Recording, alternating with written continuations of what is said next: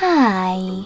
In front of me is CHUWI Ubook X, and today I would like to show you where you can locate all your downloads.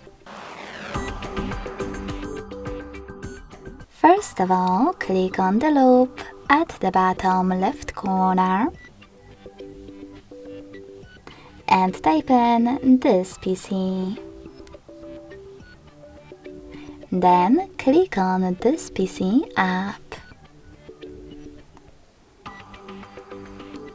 Following that, just select the download section at the top. As you can see, all my downloaded files are over here. To access one, just click on it.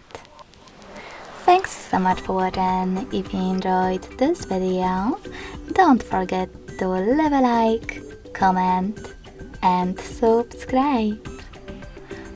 Bye!